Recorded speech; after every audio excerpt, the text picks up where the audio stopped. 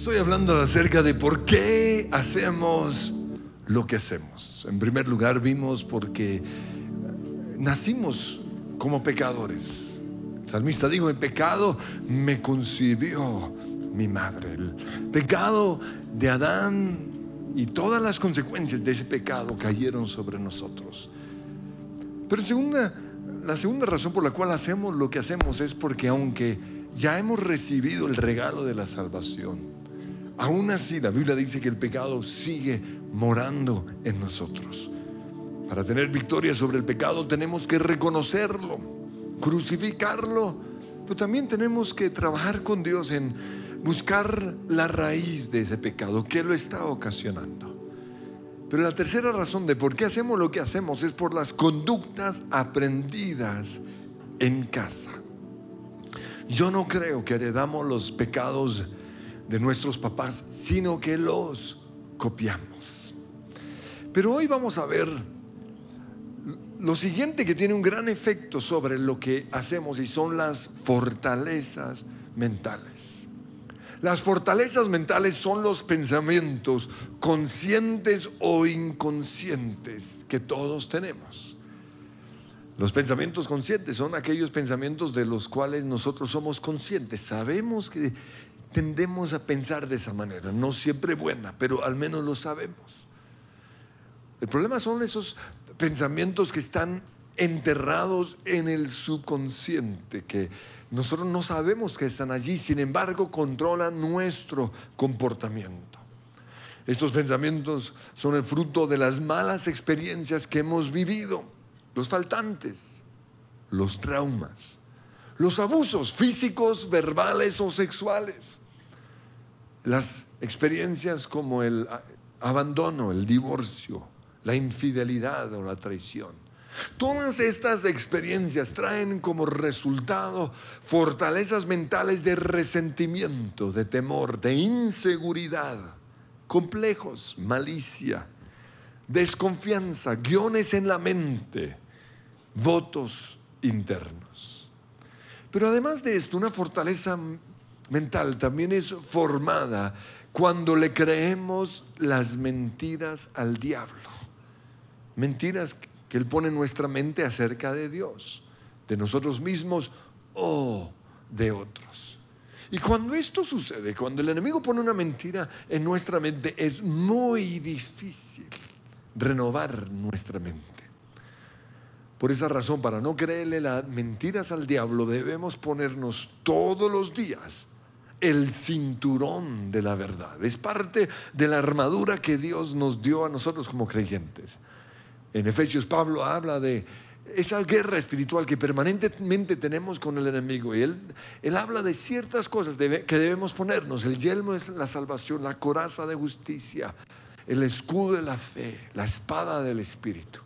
Pero también habla allí del cinturón de la verdad, y eso significa vivir en la verdad y no en los supuestos, no en nuestras perspectivas o en nuestros temores o en los chismes de la gente o nuestras amarguras o nuestros sentimientos. La Biblia dice: conocerán la verdad y la verdad les dará la libertad. Pues nuestra mente es el campo de batalla que usa el enemigo para tratar de controlarnos. Él sabe que si logra controlar nuestra mente, va a poder controlar todo nuestro ser. Y esto es algo que muchos cristianos ignoran, y debido a eso permiten que el enemigo ponga pensamientos en su mente. Lo que pasa es que lo pone de una manera tan sutil que nosotros creemos que son pensamientos nuestros, cosas que se nos ocurrió. Aún podemos pensar que es una idea de Dios, porque la Biblia dice que Satanás se viste como un ángel de luz para engañarnos. Pero entonces surge la siguiente pregunta: ¿tiene acaso el enemigo acceso a nuestra mente? Pues obviamente él tiene acceso a la mente de aquellos que están sin Dios. En 2 Corintios 4:4 dice: Satanás, quien es el Dios de este mundo, ha cegado la mente de los que no creen, Son incapaces de ver la gloriosa luz de la buena noticia. No entienden este mensaje. Si acaso algo de esto les sucede a ustedes cuando vienen a la iglesia, posiblemente es porque ustedes no han nacido de nuevo. No han recibido el regalo de la salvación. Una mente enceguecida, una incapacidad de ver la buena noticia de salvación y el no poder entender en nuestra mente el mensaje de Dios. Pero en Efesios 4:17 Pablo nos dice: ya no vivan como los que no conocen a Dios. Y luego él enumera una cantidad de características de los que no conocen a Dios. Dice: porque ellos están irremediablemente confundidos. Confusión. Tienen la mente llena de oscuridad. Vagan lejos de la vida que Dios ofrece porque cerraron la mente y endurecieron el corazón. Características de los que viven sin Dios. Pero una vez más, ¿puede el enemigo llegar o tiene el enemigo acceso a la mente de un cristiano? Pues muchos cristianos creen que no, porque si nosotros le pertenecemos a Dios, el enemigo no nos puede tocar. Eso dice 1 Juan 4:18. Sabemos que los hijos de Dios no se caracterizan por practicar el pecado, porque Jesús, el Hijo de Dios, los mantiene protegidos. Ahí está. Y el maligno no puede tocarlos. Pero nosotros no podemos sacar una doctrina de un solo versículo. Tenemos que buscar todos los versículos que hablan del mismo tema. Y los versículos no se contradicen, sino que se complementan. Entonces encontramos otros versículos como 1 de Pedro 5:8, en donde dice: estén alerta. Y aquí Pedro le habla a los cristianos: cuídense de su gran enemigo el diablo, porque anda al acecho como un león rugiente, buscando a quien devorar. Manténganse firmes contra él. Esto habla de hacer guerra espiritual. Pero también dice: y sean fuertes en su fe, en su posición como hijos de Dios. En Romanos 1:21 dice que algunos, aunque conocían a Dios, no lo glorificaron, sino que llegaron a tener pensamientos vanos. Habla de cristianos que conocían a Dios, pero llegaron a tener pensamientos vanos y se les oscureció su necio corazón. Este mismo versículo en la Nueva Traducción Viviente dice: ellos conocieron a Dios, pero no quisieron adorarlo como Dios ni darle gracias. ¿Sí ven lo importante que es la alabanza? Por eso cuando yo subo a recibir la reunión y veo unos atolondrados que no están adorando, yo pienso: ¿y este para qué viene a la iglesia? Ahí están. La caída del cristiano se inicia cuando no adoramos a Dios, cuando no somos conscientes de su presencia. Dice: no, ellos conocían a Dios, pero no quisieron adorarlo ni darle gracias. En cambio, comenzaron a inventar ideas necias sobre Dios. Y esto es algo que estoy viendo en algunos jóvenes de la iglesia. De repente comienzan a tener unas ideas absurdas acerca de Dios. ¿De dónde vienen esas ideas? No sé. No sé si es de la televisión, de los amigos, o el simple resultado de no adorar a Dios. Y como resultado, la mente les quedó en oscuridad y confusión. Por esto yo veo que el enemigo sí tiene acceso a la mente del cristiano. Y él sabe que si logra tener control de nuestra mente, va a poder controlar nuestro comportamiento. En Proverbios 23:7 dice: porque cuál es su pensamiento en su corazón, tal es él. Nosotros somos lo que pensamos. Nosotros hacemos lo que está en nuestra mente. Y el enemigo lo que quiere es que el cristiano sigue siendo controlado por los pensamientos que antes antes de conocer a Jesús. Dice en Efesios 2:3, todos nosotros vivimos en otro tiempo antes de conocer a Jesús en los deseos de nuestra carne, haciendo la voluntad de la carne y de los pensamientos. Y éramos por naturaleza hijos de la ira. Muchos cristianos conocieron a Jesús, pero siguieron pensando igual que pensaban antes. Y el enemigo se apropió de esas fortalezas para seguir controlándolos. En Romanos 8:5 dice: los que están dominados, los cristianos dominados por la naturaleza pecaminosa, piensan en cosas pecaminosas. Lo que usted piensa muestra quién lo gobierna a usted. Si usted está siendo dominado por la carne o controlado por el Espíritu, porque los que son controlados por el Espíritu piensan en las cosas que agradan al Espíritu. El salmista decía que mis pensamientos y las palabras de mi boca sean agradables para ti. Pues además de esto, la Biblia también nos muestra que el enemigo puede poner pensamientos en la mente de un cristiano para llevar a esa persona a hacer algo contrario a la voluntad de Dios. Por ejemplo, David, en 1 Crónicas 21:1 dice: Satanás se levantó contra Israel y provocó que David hiciera un censo. Aquí está hablando de David, el hombre conforme al corazón de Dios. Satanás logró provocarlo a hacer algo que era contrario a la voluntad de Dios. Si lo hizo en David, lo puede hacer también en nosotros. Otro caso es Judas. Dice en Juan 13:2, el diablo ya había incitado a Judas para que traicionara a Jesús. 3 años estuvo Judas con Jesús, vio sus milagros, oyó sus predicaciones, lo conoció en la intimidad, y aún así lo traicionó. ¿Por qué? Porque Satanás lo incitó a hacerlo. Puso un pensamiento, un deseo, un odio, un resentimiento en su corazón. Lo mismo le pasó a Pedro. Por eso Jesús le dijo a Pedro: apártate de mí, Satanás, porque no pones la mira en las cosas del cielo, sino en lo terrenal.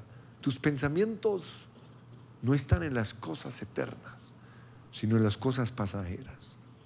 En Hechos 5:3, Pedro le dijo a Ananías: ¿por qué has permitido que Satanás llenara tu corazón? Estos versículos nos muestran que el enemigo puede poner pensamientos en nuestra mente, pero el caso más claro es el de Jesús.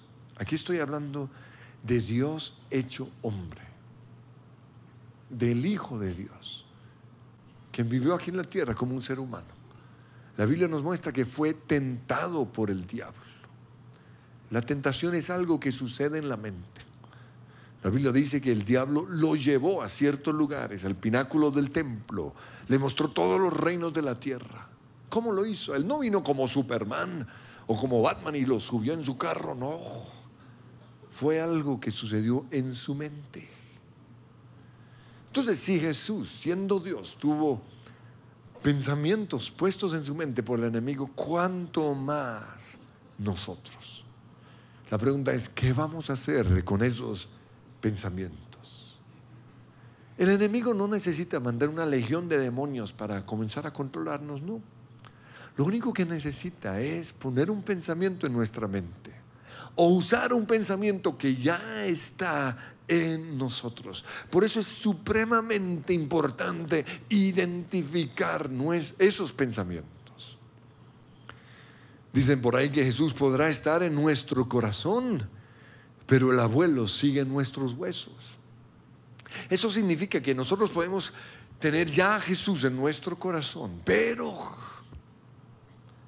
nuestra mente fue afectada por el medio en el cual fuimos criados. Esas conductas aprendidas en casa crearon fortalezas mentales. Por ejemplo, los hijos varones de un papá infiel piensan que así es como se comporta un hombre. Esa es la fortaleza mental. ¿Por qué? Porque lo vieron en su papá. Por otro lado, las hijas piensan que todos los hombres son así, que todos los hombres son adúlteros, todos los hombres son perros, que los hombres solo piensan en el sexo. Esto es lo que piensan ¿quiénes? Los hijos y las hijas de un papá infiel. Pero eso no es cierto. Yo fui levantado viendo un papá que toda su vida le fue fiel a mi mamá. Y por eso yo soy igual a mi papá. Aquí también hay hombres que son fieles a sus esposas. Así que mis queridas amigas, a renovar la mente. Porque cuando ustedes nos ven como eso, no solo nos están insultando, sino que están ofendiendo la obra de Jesús en nosotros. Un papá infiel también produce una mamá celosa. Y obviamente sus hijas se levantarán con esa fortaleza mental. El caso de mis hermanas, ellas no tienen ni un milímetro de celosas. A veces uno quiere sacudirlas como, oiga. ¿Pero por qué? Porque no vieron ese comportamiento en casa. Y generalmente las niñas que no fueron víctimas de un papá adúltero, mujeriego o infiel, no tienen la fortaleza de los celos. Ahora, la buena noticia es que en Ezequiel 18:14 dice que un hijo que ve la maldad de su papá, ve el adulterio de su papá y los celos de su mamá, decide no llevar esa clase de vida. Ese hijo pasa de la maldición a la bendición. En segundo lugar, muchas fortalezas mentales fueron formadas porque nuestra tendencia como seres humanos es la de generalizar, y lo quiero ilustrar. Complete la siguiente frase: todos los hombres son. ¿Qué les acabé de decir? Que no somos iguales. Pero esto está tan arraigado en nosotros que creemos todos los hombres son iguales, cortados con la misma tijera. No, señora. A ver, otro. Las mujeres son princesas divinas, hermosas. Eso muestra una mente renovada por el Espíritu Santo. Pero esas frases solo se oyen acá,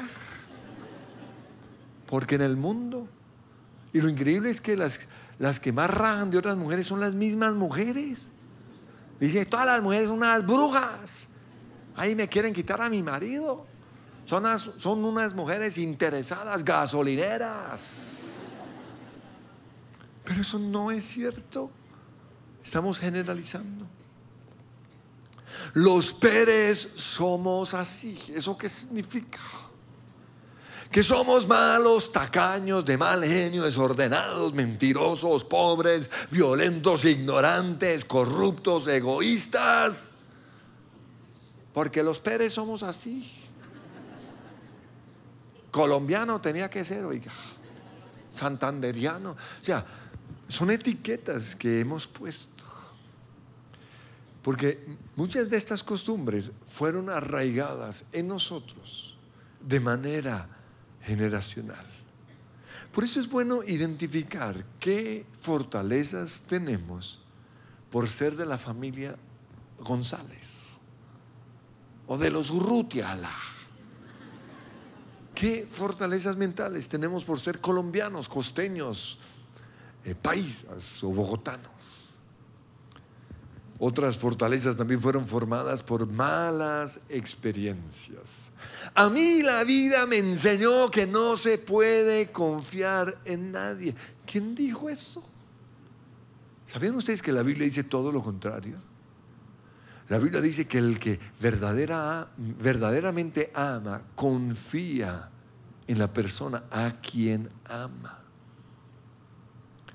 Y esto no se limita solo al matrimonio. Esto tiene que ver con nosotros como la familia de Dios. Si realmente nos amamos entre nosotros, confiamos los unos en los otros. Obviamente confiamos es en la obra de Jesús, en la vida de la otra persona. A mí la vida me enseñó que detrás de toda buena acción siempre hay una intención oculta. Cuando el marido le trae semejante regalo de flores a la esposa, ella le pregunta: ¿qué quieres? ¿Qué hay detrás de esto? ¿Qué hiciste? No, nada. El pobre lo único que quería era mostrarle un poquito de amor. Con razón no le vuelven a regalar flores. Pero es nuestra mentalidad. Creemos que detrás de toda buena acción siempre hay una intención oculta. ¿Quién sabe qué querrá mi marido? Pero la Biblia dice que Dios es el único que puede determinar las intenciones detrás de nuestras acciones. Está en 1 Corintios 4:5. Esa tendencia de juzgar y criticar a otros es una fortaleza mental que tiene que ser derribada. A mí la vida me enseñó que no hay que dar papaya, pero la Biblia dice todo lo contrario. Dice: bienaventurados los mansos, bienaventurados los que dan papaya, bienaventurados los que dejan que todo el mundo se les pase por encima, porque ellos heredarán la tierra. Otras fortalezas son las amarguras y los resentimientos. Por esa razón, después de hacer un proceso de perdón, es supremamente importante renovar la mente. De nada sirve pasar horas y horas renovando nuestra mente, perdonando, sacando toda la rabia, todo el dolor, llorando, permitiendo que Jesús entre a esos cuadros dolorosos de nuestra vida. De nada sirven esas 4 horas si después no cambiamos los pensamientos que tenemos en contra del marido, del papá o de esa otra persona. Pero yo, ¿cómo voy a ver a esa persona así? Pues es que así es como Dios los ve. Y Él pide que nosotros hagamos lo mismo. Si usted no va a cambiar su manera de pensar, ¿para qué pierde tiempo perdonando? Otras fortalezas han hecho creer a algunos que no se pueden casar. Y esta fortaleza viene porque no tuvieron un modelo de lo que es un matrimonio. O quizás piensan que no pueden ser papás por lo mismo. No tuvieron una buena figura de un papá. Pero hay otras fortalezas que son el resultado o que vienen como argumentos en nuestra mente en contra de Dios. Según de Corintios 10:5 dice que debemos derribar todo argumento y toda altivez que se levanta en contra de Dios. Por eso, ¿qué argumentos tenemos nosotros en contra de Dios? Que Dios es pobre, que Dios no oye mi oración, que Dios bendice a otros, pero a mí no, que Él nunca está conmigo, que me abandonó en el momento de mayor necesidad. Eso no es cierto. Todos esos fueron argumentos que el enemigo puso en su mente en contra de Dios, y hay que derribarlos. Pero también tenemos argumentos en contra de otras personas. Uy, esa persona es una amenaza. Cuando llegó a la empresa, o desde que llegó a la empresa, lo vemos o la vemos como una amenaza, en lugar de verlo como un complemento, como una bendición que Dios trajo a nuestra vida para que los dos podamos avanzar. Pero en lugar de verlo como un complemento, lo vimos como una amenaza. Y la Biblia dice que todo se hará conforme has creído. Y por eso un año después lo echaron o la echaron a usted. ¿Por qué? Porque usted no lo vio como una bendición, como un complemento, sino como una amenaza. Es que a mí todo el mundo me lleva a la contraria. Eso no es cierto. Pero todo se hará conforme has creído. Muchos, en lugar de oír los comentarios de otros como un complemento a lo que ellos han dicho, todo lo ven como una oposición. Y debido a eso, con el tiempo todo el mundo le termina llevando la contraria. Es que mi esposo a mí no me ama. Yo a veces oigo mujeres decir eso y yo digo, pero esta vieja, ¿qué le pasa? Tiene un hombre que la ama, un hombre que se ha sacrificado por ella, un hombre que tiene una vida de integridad porque la ama, pero ella no lo ve. ¿Por qué? Fortalezas en su mente. ¿Qué argumentos tenemos en contra de otras personas? Pero también, ¿qué argumentos tenemos en contra de nosotros mismos? No, es que yo no merezco ser amado. Yo estoy solo. Yo no soy capaz de hacer feliz a mi esposa. Soy un perdedor. Loser, la palabra de moda. Soy bruto. No sé hablar en público. No sé cómo relacionarme con las personas. No puedo aprender nada nuevo. No soy capaz de aprender inglés, ni francés, ni tocar la guitarra, ni pintar. No puedo perdonar. No soy capaz de dejar ese vicio. No puedo bajar de peso. No puedo montar bicicleta. ¿Cuántos no puedos hay en su vida? ¿Saben que no hay nada que nosotros no podamos hacer? Porque todo lo puedo en Cristo, que me fortalece. Eso es una fortaleza que nos ha hecho creer que no podemos. En el caso mío, yo aprendí a tocar el piano después de que algo hizo clic en mi cabeza. Había una fortaleza mental que no me dejaba.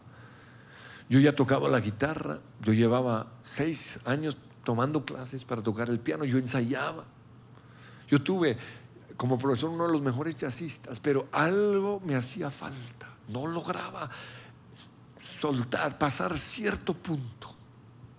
Y yo veía que otros llegaban y en 2 años ya estaban tocando, pero yo no podía. Hasta que un día, mientras yo estaba traduciendo, recuerdo que leía lo que tenía que traducir, lo traducía de manera inmediata, lo escribía en una máquina de escribir. Para los que no saben, una máquina de escribir es algo que usábamos en los años 80, ¿no? Para escribir. Entonces yo estaba ahí, oía música, cantaba todo a la vez. O sea, lo único que me faltaba era bailar. Y cuando yo vi lo prodigioso que era, yo pensé, si yo puedo hacer todo esto, coordinar todo a la vez, yo soy capaz de tocar el piano. Y ese día bajé al piano y trabajé 2 horas y logré hacer lo que no había hecho, porque todo estaba aquí en mi mente. Había una fortaleza mental que no me dejaba hacerlo. Es que si piensas que puedes hacer algo, realmente lo puedes hacer. Ahora yo creo, I believe I can fly. Yo creo que puedo volar. Yo creo que no hay límites para lo que yo puedo hacer. Puedes hacer cualquier cosa si pones tu mente en lograrlo. Pero otra fortaleza son nuestros temores. ¿Cuáles son sus temores? Temor a estar en un lugar cerrado, temor a la oscuridad, temor a que le hagan daño, temor a lo que la gente piensa de usted, temor a las alturas, temor a las multitudes. ¿Cuáles son sus temores? Yo aprendí a enfrentar mis temores la primera vez que me subí a un trampolín. Yo tenía unos 13 años y estaba en Girardot.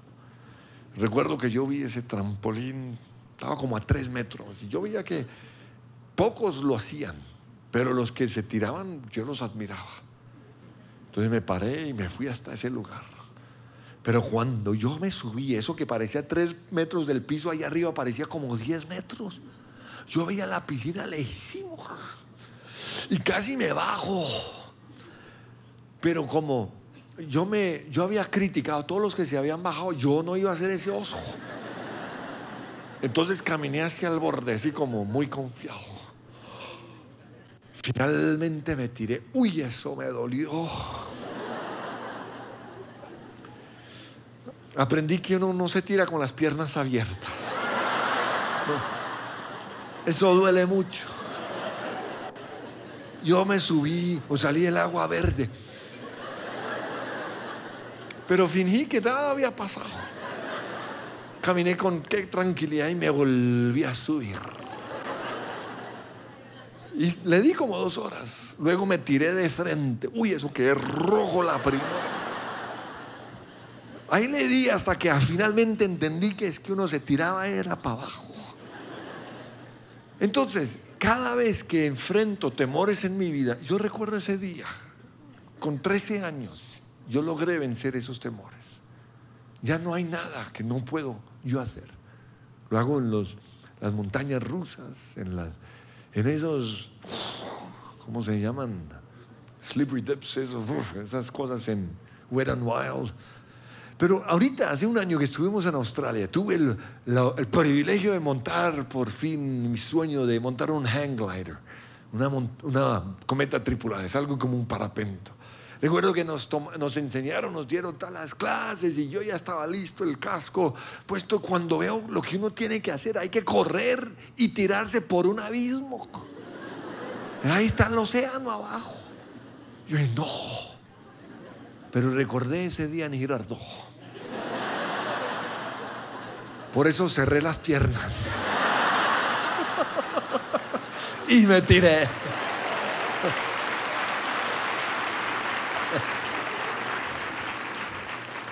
Muchas de nuestras perspectivas de otras personas son también fortalezas mentales.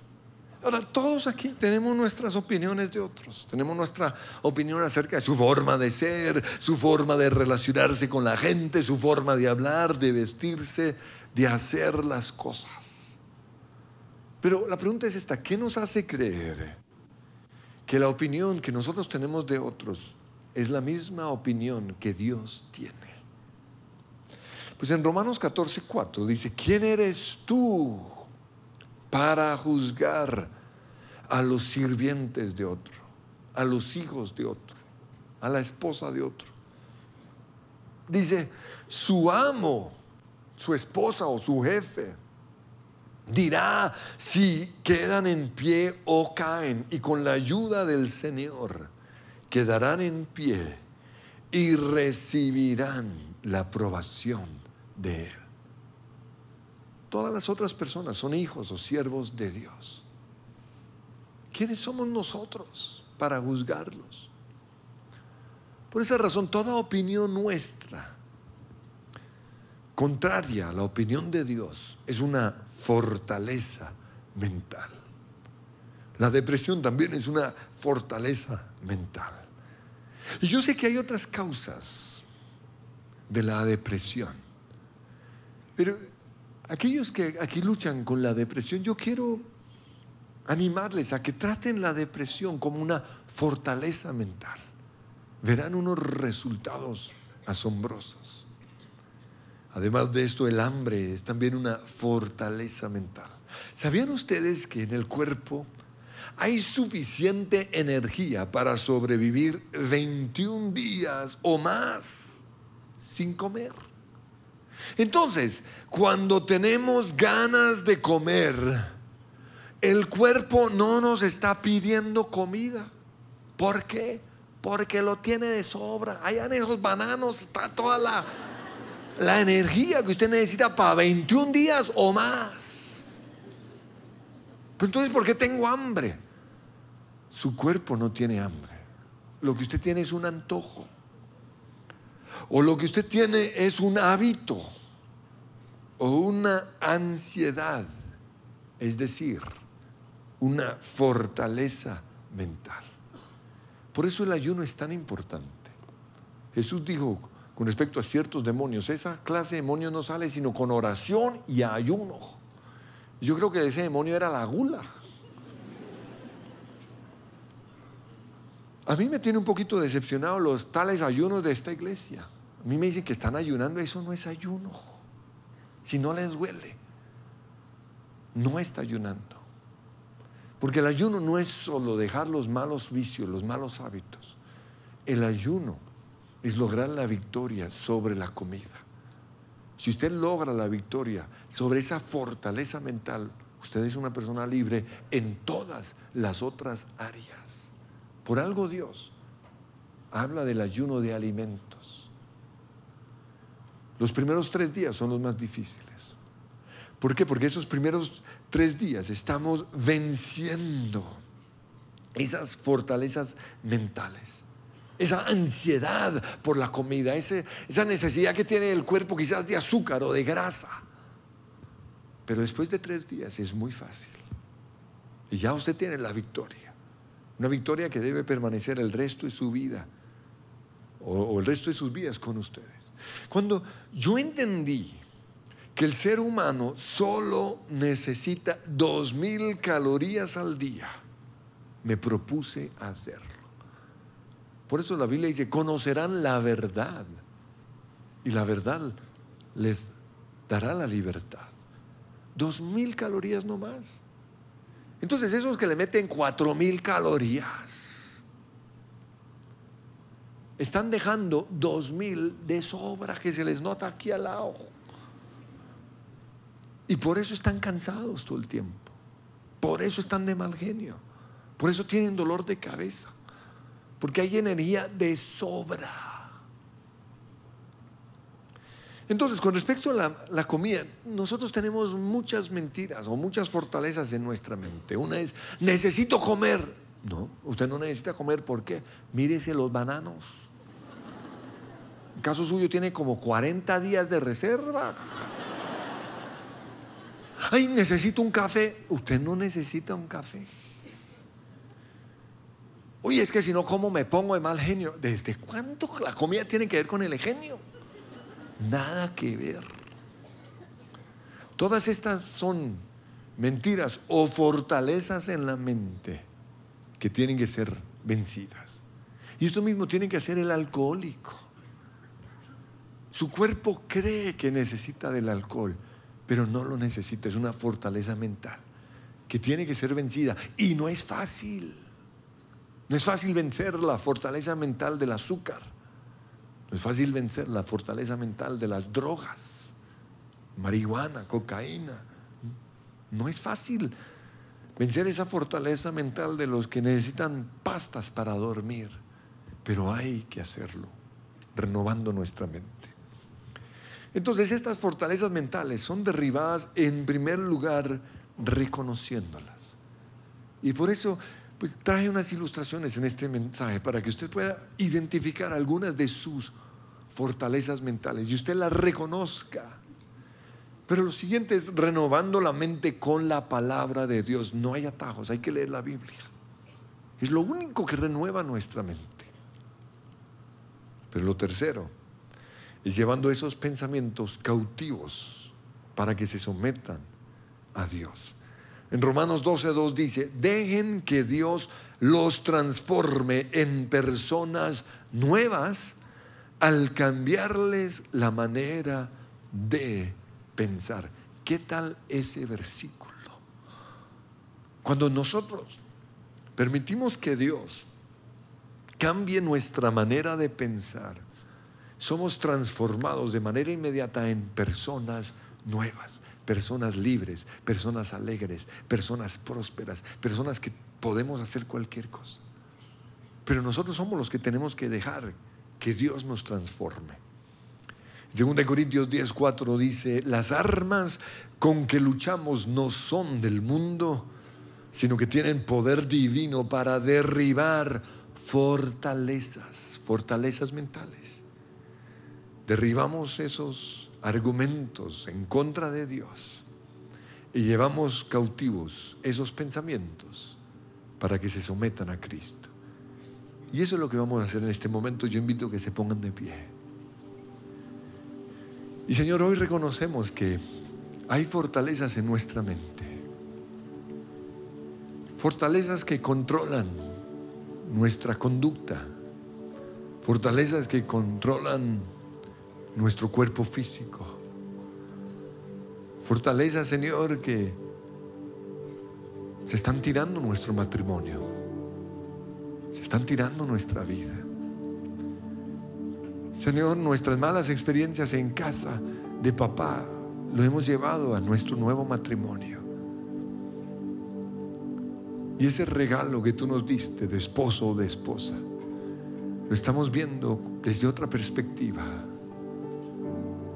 Y hoy queremos pedir que tú nos perdones. Le hemos creído mentiras al enemigo acerca de otros, acerca de ti y acerca de nosotros mismos. Pero hoy pedimos, Señor, que sanes nuestra mente. Queremos renovar nuestra forma de pensar, nuestra forma de ver la vida. No queremos, Señor, ser guiados por las malas experiencias, por las mentiras del enemigo. Queremos ser guiados por la verdad de tu palabra. Conoceremos la verdad y la verdad nos hará libres. Yo quiero ser libre. Por eso yo renuncio a estas mentiras y comience a declararlas. Yo renuncio a creer que necesito de la comida, que necesito del alcohol, que necesito del azúcar. Yo renuncio, Señor, hoy a creer que necesito del sexo, de la pornografía, lo que sea. Hoy renuncio, Señor, a ser esclavo de estos vicios. Tu palabra dice que conoceremos la verdad y la verdad nos hará libres. Cámbiame.